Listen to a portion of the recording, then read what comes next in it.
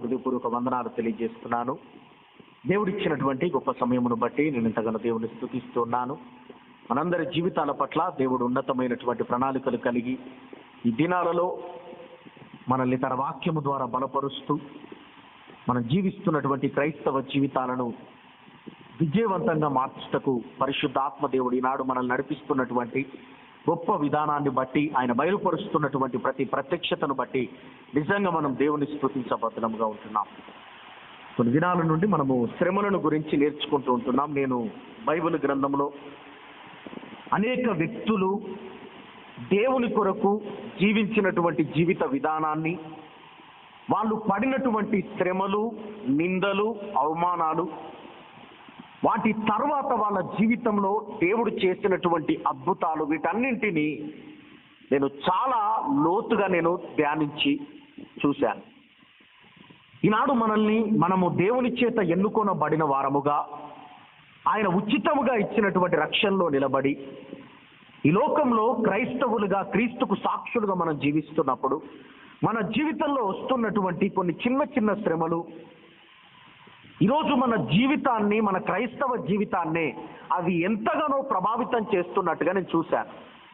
చాలా మంది శ్రమలను చూసి దేవునికి, దేవుని వాక్యానికి, ప్రార్థన జీవితానికి కూడా దూరమై తిరిగి లోకానుసారమైనటువంటి జీవితాన్ని వాళ్ళు పొందినట్టుగా నేను చాలా గమనించాను, వాటిని చూశాను.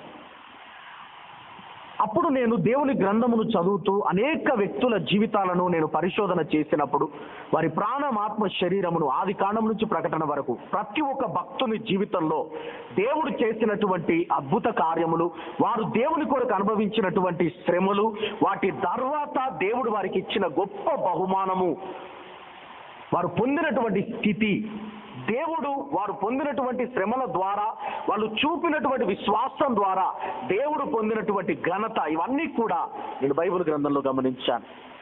నిజంగా ఈ లోకంలో దేవుని బిడ్డలంగా మనం బ్రతకడం మాత్రమే కాదు, అలా పేరు పెట్టుకొని జీవించడం మాత్రమే కాదు, కానీ దేవునికి మహిమ తెచ్చే జీవితాన్ని మనం జీవించాలి.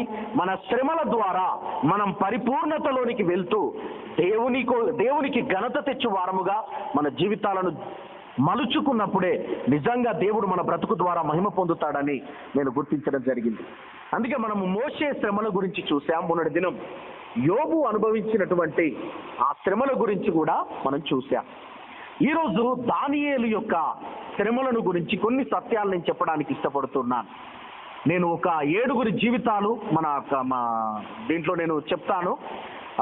ఈరోజు మనము చూడబోతుంది ఏంటంటే దానియేలు జీవితంలో అనుభవించిన శ్రమలు, తర్వాత ఆయన పొందినటువంటి ఘనత, దానియేలు జీవితము ద్వారా దేవుడు పొందినటువంటి మహిమ. ఈ యొక్క సత్యాన్ని ఈరోజు మనం నేర్చుకోబోతున్నాం. చూడండి, బైబిల్ గ్రంథంలో ఎంతో మంది భక్తులు దేవుని కొరకు ఒక సాక్ష్యపు జీవితాన్ని కలిగి రాబోతున్నటువంటి మహిమను పొందుటకు వారెంతగానో నలగొట్టబడ్డారు, వారెంతగానో శ్రమపడ్డారు, సజీవులుగా నిలబడ్డారు, సాక్షులుగా మారారు, హతసాక్షులుగా మార్చబడ్డారు. చూడండి, దానియేలైనా, యోబైనా, మోషే అయినా వీళ్ళంతా కూడా రాబోతున్నటువంటి క్రీస్తును విశ్వాసం ద్వారా చూసి ఆ శ్రమలు అనుభవించినట్టుగా నేను గ్రహించాను. చూడండి, దానియేలు గ్రంథములో మనం గమనించినట్లయితే 12 అధ్యాయాలు ఉంటాయి. దానియేలు గ్రంథం అంతా ఒక మర్మయుక్తమైనటువంటి గ్రంథం, చాలా లోతైనది. అదంత తొందరగా మనకు అర్థం కాదు. దానియేలు గ్రంథములో యేసుక్రీస్తు యొక్క మొదటి రాకడ, యేసుక్రీస్తు యొక్క రెండో రాకడ, 1000 ఏళ్ల పరిపాలన, ధవల సింహాసన తీర్పు, నూతన యెరూషలేము, వీటన్నింటిని గురించి సంభవింపబోతున్నవి, సంభవించినవి అన్నింటి గురించి రాయబడినటువంటి అద్భుతమైనటువంటి గ్రంథం దానియేలు గ్రంథం. ఈ దానియేలుకి దేవుడు అటువంటి ప్రత్యక్షత అనుగ్రహించి ఈనాడు ఒక అద్భుతమైనటువంటి గ్రంథాన్ని దేవుడు మనకి ఇప్పించాడు. అది ఎలా సాధ్యమైంది అంటే ఆయన అనుభవించినటువంటి శ్రమలో నుండి దేవుడు ఆ ప్రత్యక్షతలు ఆయనకి ఇచ్చాడు. చూడండి, దానియేలు యొక్క జీవితాన్ని చూసినట్లయితే వీరు బబులోను పట్టణానికి చెరగొన పోబడినటువంటి యూదులు. బబులోను పట్టణానికి వీరు చెరపట్టుకొని పోబడి అక్కడ వాళ్ళు జీవిస్తున్నటువంటి సమయం. మొదటి అధ్యాయం నుంచి మనం చూద్దాం చాలా జాగ్రత్తగా. ఆ మొదటి అధ్యాయము దానియేలు గ్రంథంలో మీరు గమనించినట్లయితే దానియేలు తర్వాత శద్రకు మేషే అబేద్నగో వీళ్ళు కొంతమంది యూదులు ఉంటారు. వీళ్ళు దేవుని మీద భక్తి కలిగినటువంటి జీవితాన్ని జీవిస్తున్నటువంటి వ్యక్తులు. దానియేలు కానీ అతనితో ఉన్నటువంటి ముగ్గురు స్నేహితులు కానీ వీళ్ళంతా ఒకటే. అయితే అక్కడ జరుగుతున్నటువంటి కార్యం ఏంటి అంటే, ఒక నపుంసకుణ్ణి ఆ రాజు పిలిపించి, ఇజ్రాయేల్ రాజవంశంలో ముఖ్యులై లోపము లేని సౌందర్యము గల, 1వ అధ్యాయం దానియేలు గ్రంథం 4వ వచనం నుంచి మనం చదువుదాం. రాజవంశములలో ముఖ్యులై లోపము లేని సౌందర్యము గల విద్యా ప్రవీణత కలిగిన, జ్ఞానము కలిగి తత్వ జ్ఞానము తెలిసిన వారై రాజు నగరందు నిలవడానికి కొందరు బాలురను రప్పించి కల్దీల విద్యను భాషను వారికి నేర్పమని రాజు ఆజ్ఞ ఇచ్చాడు. అలా ఆజ్ఞ ఇచ్చినప్పుడు ఆ నపుంసకుడు వెళ్ళి ఆ ఇజ్రాయేలీల యూదుల సంతతిలో గొప్పవారు ఎవరని తెలుసుకొని వీళ్లను ప్రత్యేకపరిచాడు. కొంతమంది వ్యక్తులతో ప్రత్యేకపరిచి అందులో దానియేలు కూడా ఒక్కడిగా ఉన్నాడు. అయితే వారికి రాజు భుజించే ఆహారములో నుండి, పానము చేసే ద్రాక్షారసములో నుండి ముదిన భాగమును నియమించి 3 సంవత్సరములు వారిని పోషించిన పిమ్మట వారిని తన ఎదుట నిలవబెట్టినట్లు ఆజ్ఞించాడు. అంటే చూడండి, ఇది రాజు ఏదైతే తింటాడో, ఏదైతే తాగుతాడో అది వారికి తినిపించి వారిని సౌందర్యవంతులుగా, ఇంకా మంచి కలగలిగినటువంటి వ్యక్తులుగా చేసి రాజు సముఖమందు నిలబెట్టాలి. అయితే దీనికి దానియేలు కానీ హనన్యా, అషర్య, మిజాయేలు కానీ వీళ్ళు ఒప్పుకోలేదు. ఎందుకు ఒప్పుకోలేదు అంటే, వీరు దేవుణ్ణి కలిగినటువంటి వ్యక్తులు, లోకానుసారమైన జీవితం కానీ లగ్జరీ లైఫ్ కానీ, ఈ లోక సంబంధమైనటువంటి ఆశలు, ఆ ద్రాక్ష రసమే కానివ్వండి, రుచి కలిగినటువంటి భోజనములే కానివ్వండి, వీటన్నింటికి అలవాటు పడిన వారు కాదు. వీళ్ళ జీవితం ఎలా ఉంది అంటే, దేవుని కొరకు సాక్షులుగా నిలబడ్డటువంటి జీవితం. ఈ లోకానుసారమైన జీవితం వైపు వీళ్ళు మొగ్గు చూపకుండా దేవుని సన్నిధిలో కన్నీరు కార్చి ప్రార్థించగలిగినటువంటి, ప్రార్థన జీవితం కలిగినటువంటి వ్యక్తులుగా వీళ్ళ జీవితాన్ని నేను చూశాను బైబిల్ గ్రంథంలో. నేను ఆ శద్రకు, మేషే, అబేద్నగోల గురించి తర్వాత చెప్తాను. ఇందులో దానియేలు గురించి మనం నేర్చుకుందాం. ఇక్కడ మాత్రం 4 వీళ్ళు ఆ నపుంసకునితోటి చెప్తారు. ఏమని అంటే, అయ్యా మాకు ఆహారం వద్దు, మేము అవి తిని మమ్మల్ని మేము అపవిత్రపరుచుకోలేము, దయచేసి మాకు అవి ఇవ్వకండి అంటే, లేదు లేదు రాజు నన్ను చంపేస్తాడు, ఖచ్చితంగా మీకు అది ఇవ్వాలి అంటే, అప్పుడు దానియేలు అంటాడు, అయ్యా మీరు 10 దినాలు మమ్మల్ని పరీక్షించండి. మేము సాధారణమైనటువంటి ఆహారము, సాధారణమైనటువంటి పానము మేము తీసుకుంటాం, కానీ ఎటువంటి ద్రాక్షరసం కానీ ఆ రాజు భుజిస్తున్నటువంటి అద్భుతమైన భోజన పదార్థములు కానీ మాకు వద్దు అని చెప్పి వాళ్ళు అడిగినప్పుడు దేవుడు, అక్కడ మీరు 9వ వచనాన్ని చూడండి, దేవుడు నపుంసకుల అధిపతి దృష్టికి దానియేలుకు కృపా కటాక్షమును ఉందని అనుగ్రహించారు కనుక నపుంసకుల అధిపతి దానియేలుతో ఇట్లా అన్ను. అయితే ఇక్కడ చెప్తున్నటువంటి మాటను గమనించినట్లయితే, 10 దినాలు మిమ్మల్ని పరీక్షిస్తా, మీ ముఖములలో ఏదైనా వాలిపోయినట్టు కానీ లేకపోతే నీరసం కానీ మాకు కనిపిస్తే నేను ఊరుకోను అని చెప్పినప్పుడు 10 దినములు వీరి జీవితాల్లో ఎలా ఉంది అంటే శ్రమ. ఈ 10 దినాలు బైబిల్ గ్రంథంలో చాలా చాలా ప్రాముఖ్యమైనవండి. 10 అనేది బైబిల్ గ్రంథంలో 7 చోట్ల 10 అన్నటువంటి పదం శ్రమలను చూపించింది. చాలా జాగ్రత్తగా గమనించాలి.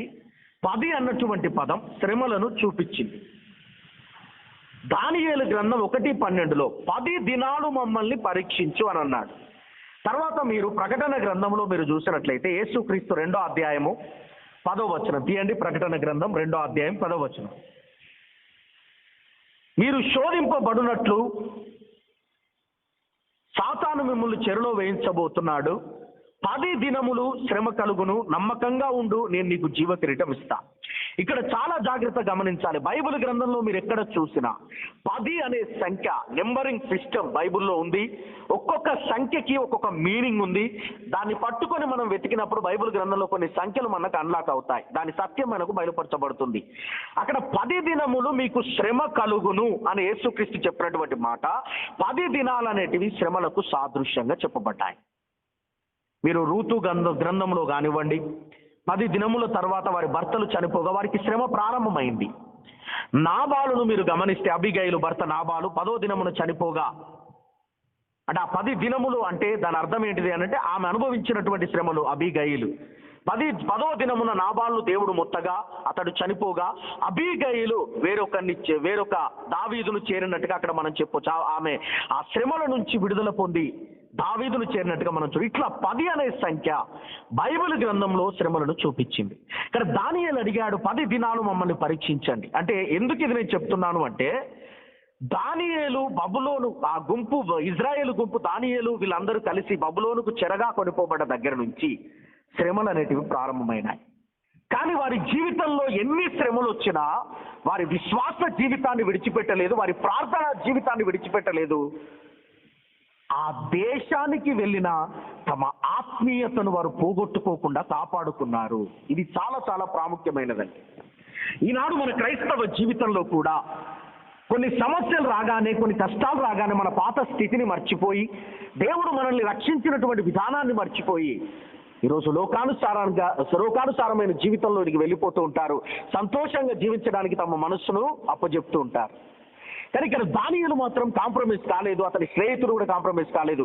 మా ప్రార్థన జీవితం మేము దేవుడి ముందు గడుపుతున్న అనుభవంతో మాకు అవకాశం ఇవ్వండి, మా ముఖములు ప్రకాశిస్తాయి, 10 దినములు మేము తింటున్న తిండితోటే మేము మీ ముందు నిలబడతామని చెప్పి దానియేలు గర్వంగా చెప్పాడు. ఎందుకో తెలుసు అతనికి ఆ ధైర్యం? అతడు జీవము కలిగిన దేవుని ఎదుట ప్రార్థించేవాడు. ఈ సత్యాన్ని మనం మర్చిపోవద్దు.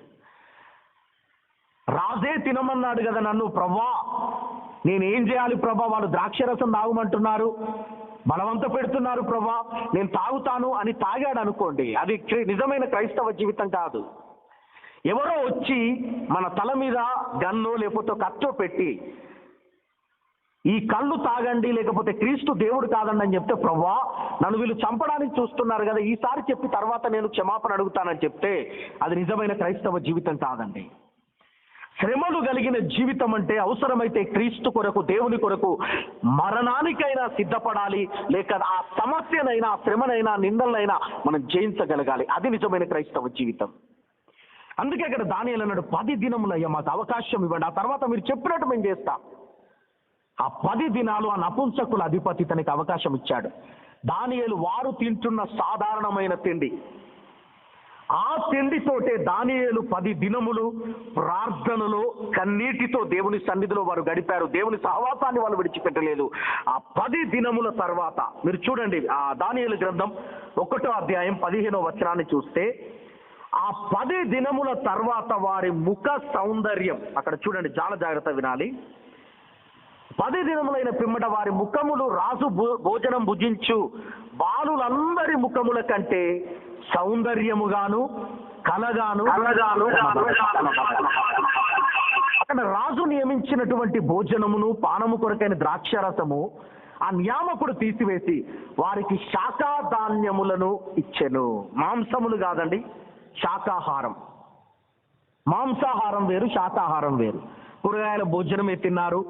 మితి కలిగినటువంటి భోజనంతో తమ దేవుణ్ణి గణపరిచారు, తమ దేవుణ్ణి స్తుతించారు, దేవుని శక్తిని ఆ బబులోను పట్టణంలో చూపెట్టాలనుకున్నారు. చూడండి బబులోను పట్టణం భయంకరమైనటువంటి మంత్ర ప్రయోగముల చేత భయంకరమైనటువంటి శ్రమలు కలిగించే పట్టణముగా ఆ పట్టణం ఉంది. అటువంటి పట్టణములో జీవం కలిగిన దేవుని సేవకులుగా వారు నిలబడ్డారు, దేవునికి సాక్షులుగా మారుతున్నారు.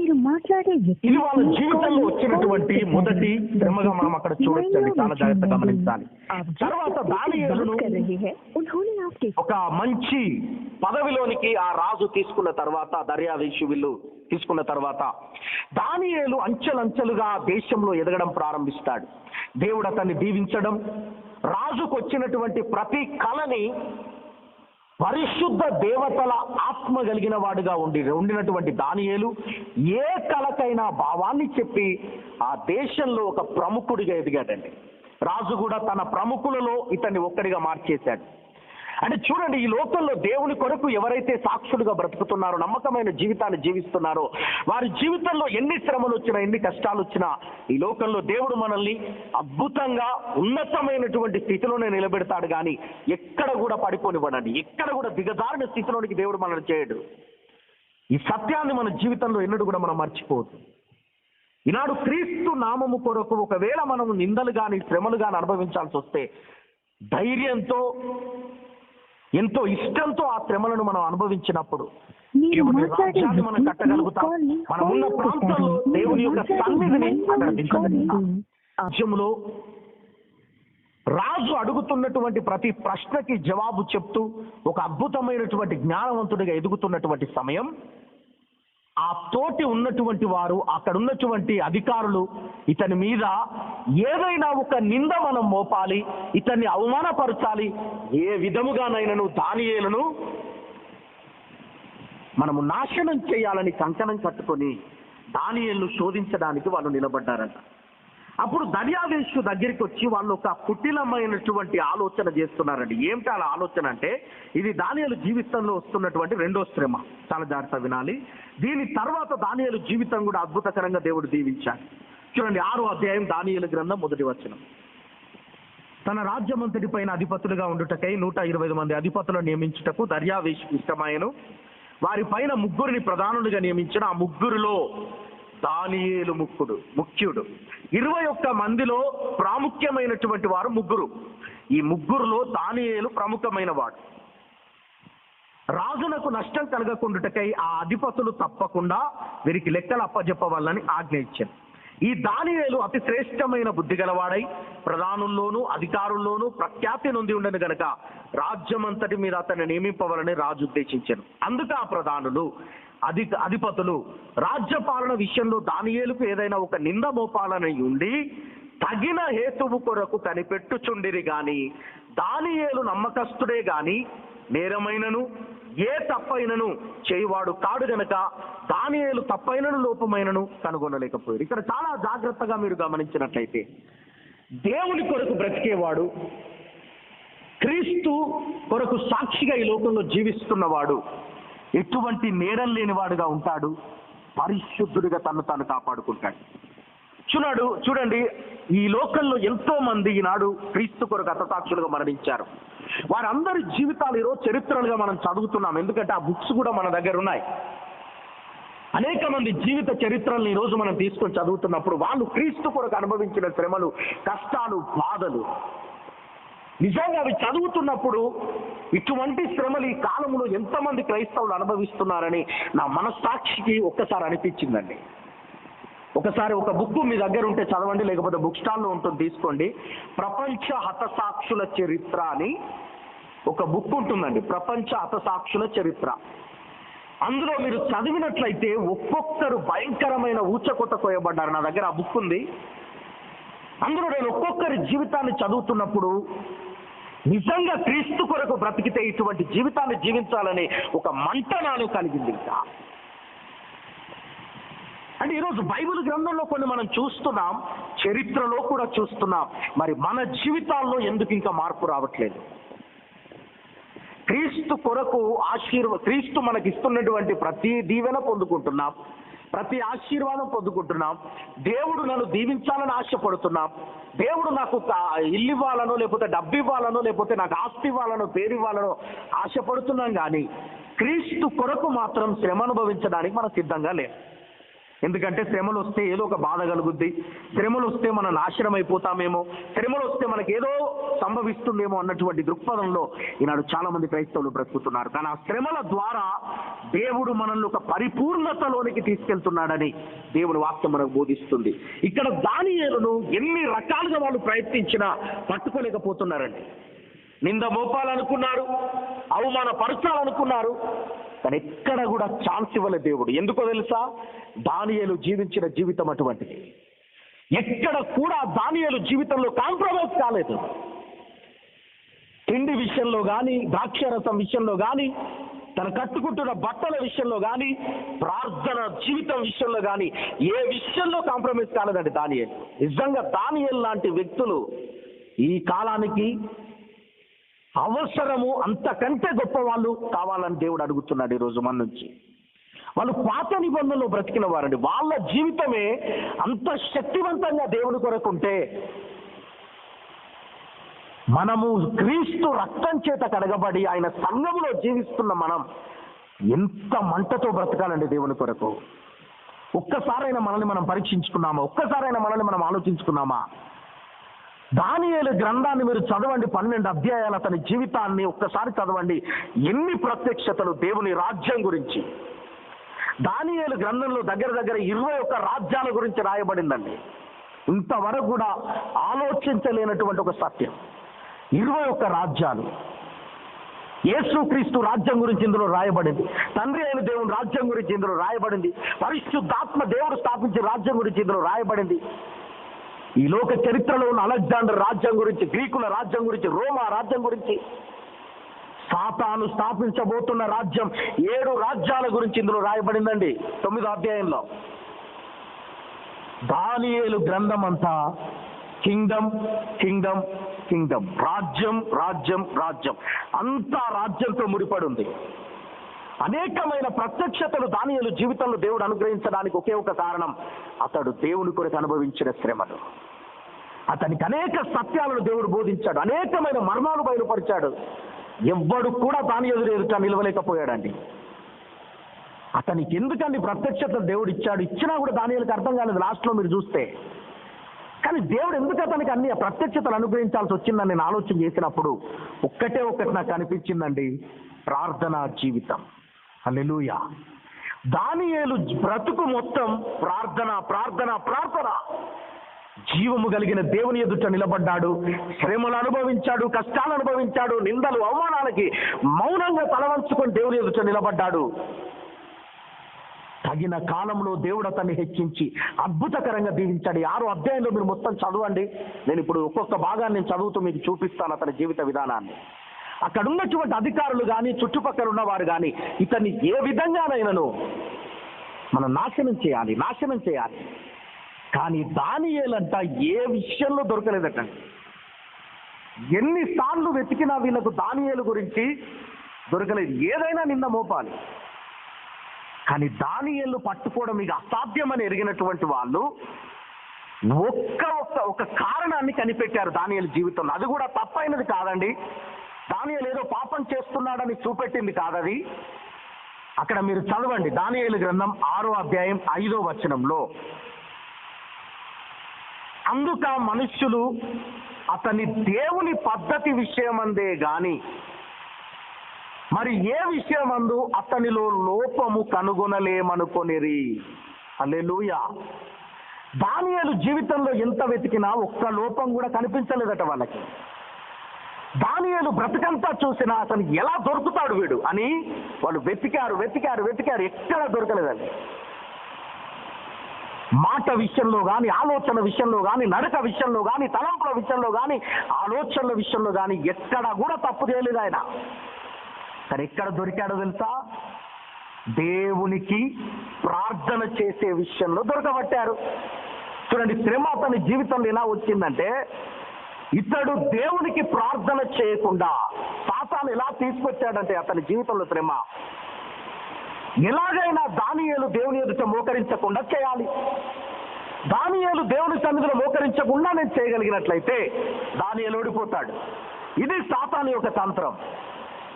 అందుకే వాళ్ళు కూడా గమనించారు, దానియేలు ప్రతిరోజు 3 సార్లు ప్రార్థన చేస్తాడు. ఇతడు ప్రార్థన చేయకుండా మనం ఏదైనా ఒక తంత్రాన్ని మనం తయారు చేయాలని వారు ఒక తంత్రాన్ని తయారు చేశారండి. ఏంటి ఆ తంత్రం అంటే, ఈ లోకంలో ఉన్నటువంటి వాడు ఎవడైనా రాజుకు తప్ప ఇంకెవ్వడికి కూడా నమస్కరించొద్దు, సాగిల పడొద్దు, ప్రార్థన చేయొద్దు. ఎవడు పూజించినా రాజునే పూజించాలి, రాజుకే నమస్కారం చేయాలి. ఇటువంటి ఒక మాయోపాయాన్ని పన్ని ఈ ఆజ్ఞను రాజుకు చెప్పి దేశమంతటా వాళ్ళు ప్రకటించారు. ప్రతి ఒక్కడు ఏ దేవుణ్ణి పూజించొద్దు, రాజు దగ్గరికి రావాలి, రాజునే పూజించాలి, రాజునే ఆరాధించాలి. కానీ దానియేలు చేసింది ఏంటో తెలుసా? ఎవడైనా ఇలా చేయకపోతే వాడిని సింహాల గుహలో పారేస్తారని చెప్పారు. కానీ దానియేలు చేసిన విషయం ఏంటంటే, చదవండి దానియేలు గ్రంథం 6వ అధ్యాయము 10వ వచనాన్ని చూద్దాం దయచేసి. దానియేలు గ్రంథం 6:10 నేను చదువుతాను, వినండి. ఇట్టి శాసనము సంతకం చేయబడినని దానియేలుకు తెలుసుకొనినను అతడు తన ఇంటికి వెళ్ళి యథాప్రకారముగా అనుదినము ముమ్మారు మోకాళ్ళుని తన ఇంటి పై గది కిటికీలను యెరూషలేము తట్టునకు తెరవబడి ఉండగా తన దేవునికి ప్రార్థన చేయుచు ఆయన్ను స్తుతించుచుండెను. హల్లెలూయా. చూడండి, దానియేలు జీవితంలో ఉన్నటువంటి మంట, ఆ ప్రార్థన జీవితం అనేది అతన్ని ఎక్కడ కూడా కాంప్రమైజ్ కానివ్వలేదు. ఎక్కడ కూడా ఈ విషయాన్ని మీరు గమనించినట్లయితే ఏ విషయంలో కూడా దానియేలు తప్పుకోలేదు, ఏ విషయంలో కూడా తప్పు చేయలేదు.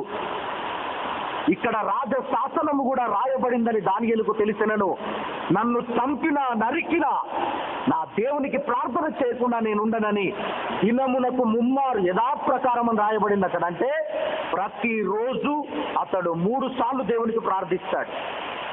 యెరూషలేము వైపు కిటికీలు తెరిచి మోకరించి దేవునికి ప్రార్థించగలిగిన అనుభవం. ఎప్పుడైతే ఇలా ప్రార్థన చేస్తున్నాడో అధికారుడు ప్రధానుడు ఇతని దగ్గరికి వచ్చి పట్టుకొని, ఇదిగో రాజా, ఇతడు నీ మాటను ధిక్కరించాడు, నీ ఆజ్ఞ లెక్క చేయలేదు, ఇతన్ని సింహాల గుహలో వేయించాలని అధికారులు వీళ్ళంతా పట్టుబట్టారు. కానీ ఒక సత్యాన్ని మీరు గమనించాలి. దానియేలు బ్రతికెరిగిన రాజు, దానియేలు జీవితాన్ని తెలుసుకున్నటువంటి రాజు చాలా బాధపడ్డాడు అండి. ఎందుకో తెలుసా? చూడండి, కొన్నిసార్లు మన క్రైస్తవ జీవితాలను బట్టి అనేక మంది అధికారుల బ్రతుకులు కూడా మార్చబడతాయండి. మనం అనుభవిస్తున్న శ్రమ, మనం జీవిస్తున్నటువంటి జీవిత విధానం వారి జీవితంలో అనేకమైనటువంటి మంచి ముద్రలు వేస్తుంది. మన జీవితాన్ని బట్టి అనేకుల్లో మార్పు రావాలండి. అటువంటి జీవితాన్ని ఈరోజు మన క్రైస్తవులుగా జీవించాలి. చూడండి, దానియేలు అంటే రాజుకు చాలా ఇష్టం. ఒక వచనం చదవండి, 6వ అధ్యాయం 15వ వచనం నుంచి చూడండి.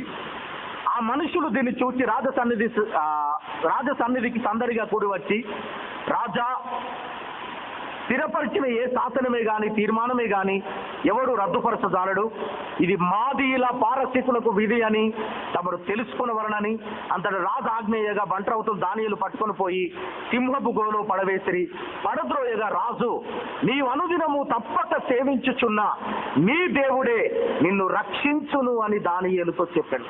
చూడండి, రాజుకు కూడా ఇష్టం లేకపోయినా అధికారులు, ప్రధానులు రాజ ఉంగరపు ముద్రతోటి ముద్రించి ఇతన్ని తీసుకెళ్లి సింహాల గుహలో వేశారండి. నిజంగా ఈనాడు ఇటువంటి శ్రమలు ఉంటే మనలో చాలా మంది క్రైస్తవులు వెనక తీసి వెళ్ళిపోయేవారు. సింహాల గుహలో వేస్తున్నారు అంటే ఎంత భయం ఉంటుంది చాలా మందికి. కానీ క్రీస్తు కొరకు అటువంటి శ్రమలు ఇప్పుడు ఈ దినాల్లో మనం అనుభవించట్లేదు. కానీ చిన్నవి ఈరోజు చిన్న శ్రమలకే ఈరోజు తట్టుకోలేని స్థితిలో చాలా మంది క్రైస్తవులు జీవిస్తున్నారు. వాళ్ళ జీవితాన్ని కొనసాగించలేకపోతున్నారు. కనుక యేసు కొరకు ఆయన ఇచ్చినటువంటి ఈ పవిత్రమైనటువంటి జీవితం కొరకు ఎన్ని శ్రమలను అనుభవించడానికి మనం సిద్ధంగా ఉండాలి. చూడండి, ఆ రాజు జీవితాన్ని దానియేలు యొక్క బ్రతుకు ఎలా మార్చివేసిందో ఒక్కసారి మీరు ఆలోచన చేయండి. అక్కడ రాజు అంటున్నాడు, దానియేలు, నువ్వు సేవిస్తున్న దేవుడే నిన్ను రక్షించాలి అంటున్నాడు. చూడండి, అంటే అసలు ఆ దానియేలు యొక్క జీవితాన్ని ఎంత క్షుణ్ణంగా చూసుంటాడు రాజు. ఒక్కసారి ఆలోచన చేయండి. ఈనాడు మన క్రైస్తవ జీవితము మన ఇంటి పక్క వాళ్ళకు తెలుసా? ఈరోజు మన క్రైస్తవ జీవితాన్ని చూసి మన ఇంటి పక్క వాళ్ళు అడుగుతున్నారా? ఈరోజు 10 మందికి చెప్తున్నారా వీళ్ళండి నిజమైన క్రైస్తవులు అని? లేదండి. ఈరోజు మనం జీవిస్తున్న జీవితము ప్రతి ఒక్కరికి తెలుసు నామకార్థమైనది అని. కొంతమంది మాత్రమే క్రీస్తు కొరకు నమ్మకంగా బ్రతుకుతున్నారు. నిజంగా దేవుడు మన నుంచి కోరుకుంటుంది డబ్బో, ధనమో, ఆస్తో ఏది కాదండి. క్రీస్తు మీద మనం పెట్టిన నమ్మకాన్ని నిలబెట్టుకొని విశ్వాసంతో జీవించడం. ఈరోజు అటువంటి జీవితాన్ని దేవుడు మన నుంచి కోరుకుంటున్నాడు. ఇక్కడ గమనించాలి, దానియేలు సింహపు గుహలో వేసిన తర్వాత రాజు వాళ్ళు ఆ ముద్రను చేసి దానికి ముద్ర వేశారు, ఎవడు కూడా తీయకుండా. ఒకవేళ రాజు వచ్చి తీస్తాడేమోనని.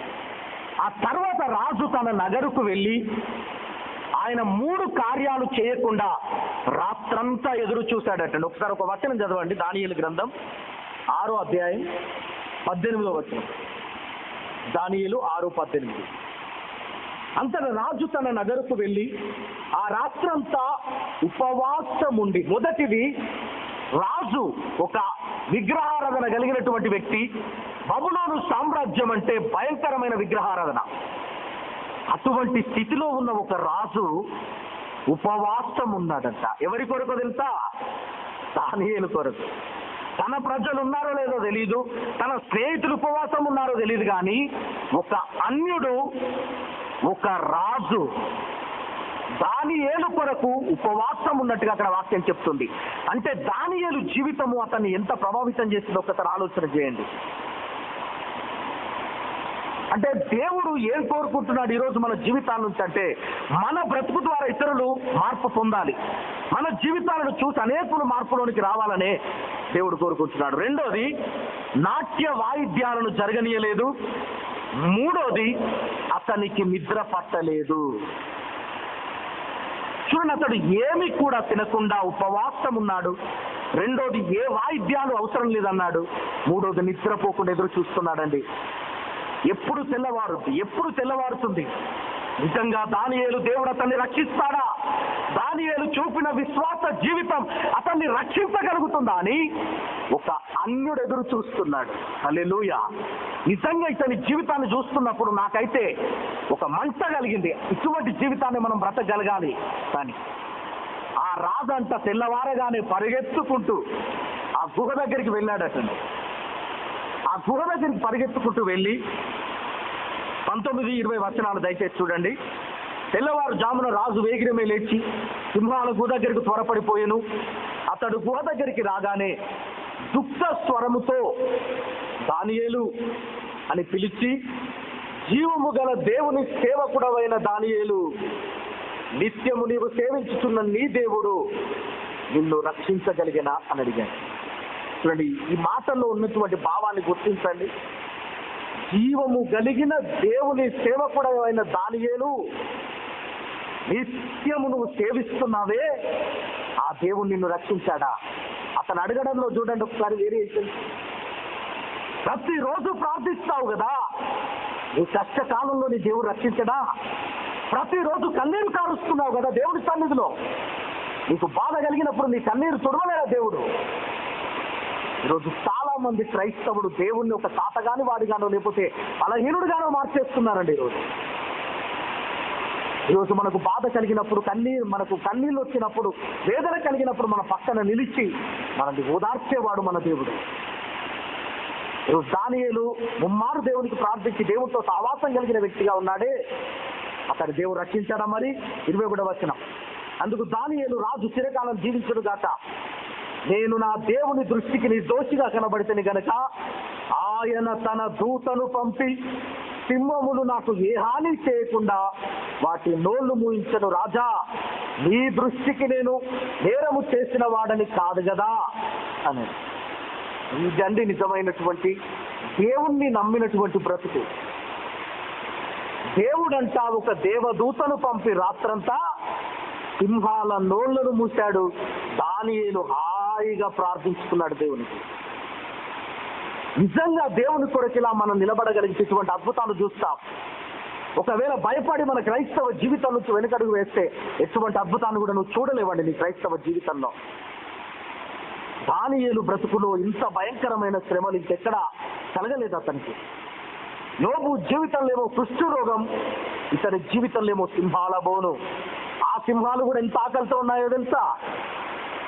ఈ రాజు ఎప్పుడైతే ఆ సత్యాన్ని గ్రహించాడో, చూడండి 23-24 వచనాలు. 24వ వచనాన్ని చూడండి. రాజు ఆజ్ఞేయగా దానియేలు మీద నింద మోపిన ఆ మనుష్యులను వారు తోడుకొని వచ్చిన సింహముల గోను పడదోసిరి, వారిని, వారి కుమారులను, వారి భార్యలను పడద్రోసిరి. వారా గుహ అడుగునకు రాకమునిపే సింహముల పాలైరి. సింహములు వారి ఎముకలను సైతం పగలగొట్టి పొడి చేసెను. అంత ఆకలితో ఉన్నాయండి సింహాలు. కానీ దేవుడు తన బిడ్డల్ని కాపాడడానికి సింహాల నోళ్లను మూస్తాడు, ఈ లోకస్తుల నోళ్లను మూస్తాడు, నిన్ను నిందిస్తున్న వారి నోళ్లను మూస్తాడు దేవుడు.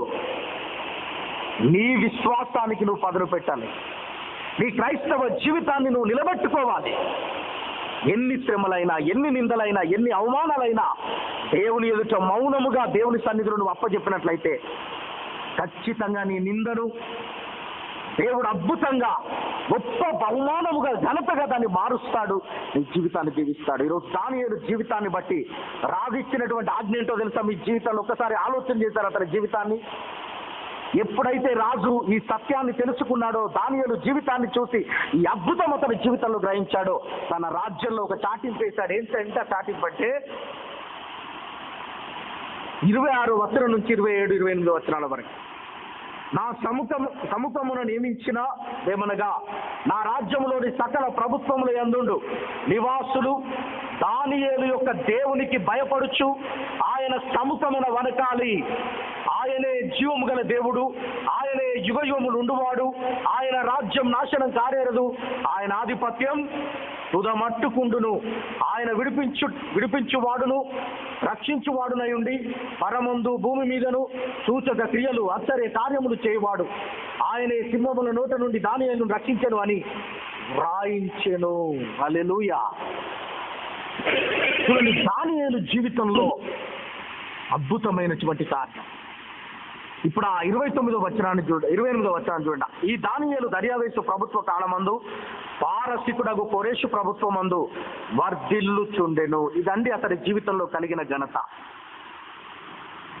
శ్రమల తర్వాత ఒక మంచి బహుమానం ఉంది మన జీవితంలో. ఈరోజు మన జీవితంలో వస్తున్న కొన్ని శ్రమలను మనం అనుభవించలేక భయపడితే, లేక మన క్రైస్తవ జీవితాన్ని పదును పెట్టకుండా, మన విశ్వాస జీవితాన్ని కాపాడుకోకుండా వాటికి భయపడి మనం బ్రతికితే అది నిజమైన క్రైస్తవ జీవితం కాదు. బైబిల్ గ్రంథంలో ఇంతమంది భక్తులు దేవుని కొరకు నమ్మకంగా జీవించి తమ బ్రతుకులనే పణంగా పెట్టి మరణానికైనా సిద్ధపడి రోజు గొప్ప మహిమను చూశారు, దేవుణ్ణి మహిమపరిచారు, వారు మహిమ పొందుకున్నారు. ఎంతమంది అండి ఇలా బ్రతుకుతున్నారు ఈరోజు? ఎంతమంది ఇటువంటి జీవితాలను జీవిస్తున్నారు? వారు నన్ను నిందిస్తున్నారనో, వారు నన్ను అవమానపరుస్తున్నారనో, వారు నన్ను శ్రమల పాలు చేస్తున్నారనో బాధపడుతూ ఒక మూలను కూర్చోవద్దు. నీ జీవితాన్ని దీవించగలిగిన దేవుని వైపు నువ్వు చూడు. నీ జీవితాన్ని మార్చగలిగిన జీవము కలిగిన దేవుని ఎదుట నువ్వు మోకరిస్తే అద్భుతంగా దేవుని జీవితాన్ని దీవిస్తాడు. శక్తివంతంగా ఈరోజు మన బ్రతుకులను ఆయన మారుస్తాడు. మీరు ఆది కాండము నుంచి ప్రకటన వరకు చూడండి, ప్రతి ఒక్క వ్యక్తి జీవితంలో శ్రమల తర్వాత వాళ్ళు పొందిన మహిమ చాలా గొప్పది, చాలా గొప్పది. ఈరోజు దానియేలును దీవించిన దేవుడు, దానియేలుకు బయలుపరిచిన ప్రత్యక్షతలను ఇచ్చి అతను దీవించి ఆశీర్వదించిన దేవుడు నిన్ను నన్ను దీవించలేడా? నిన్ను నన్ను ఆశీర్వదించలేడా? ఈ సత్యాన్ని మన క్రైస్తవ జీవితంలో మర్చిపోకూడదండి. దానియేలు ఎలాగైతే దేవుని మీద నమ్మకంతో నిలబడ్డాడో, తన ప్రార్థన జీవితంలో ఎలాగైతే కాంప్రమైజ్ కాలేదో, మనము కూడా మన జీవితంలో కాంప్రమైజ్ కావద్దు. మన ప్రార్థన జీవితాన్ని విడిచిపెట్టొద్దు. దేవుని కొరకు సాక్షులుగా మనం బ్రతుకుదాం. ఎన్ని శ్రమలు వచ్చినా, ఎన్ని కష్టాలు వచ్చినా ప్రవక్తల శ్రమ అనుభవాన్ని మాదిరిగా పెట్టుకోండి అని పేతురు పత్రికలో సెలవిచ్చినట్టుగా ఈనాడు మనం దానియేలు జీవితాన్ని మాదిరిగా పెట్టుకుందాం. దానియేలు బ్రతుకులో ఆయన పోరాడినటువంటి పోరాటాన్ని మనం మాదిరిగా పెట్టుకొని క్రీస్తు కొరకు శ్రమ అనుభవిద్దాం. ఎటువంటి శ్రమ వచ్చినా జయించగలిగిన శక్తిని ఇస్తున్న పరిశుద్ధాత్మ దేవుడు మనతో ఉంటాడు, మనం నడిపిస్తాడు.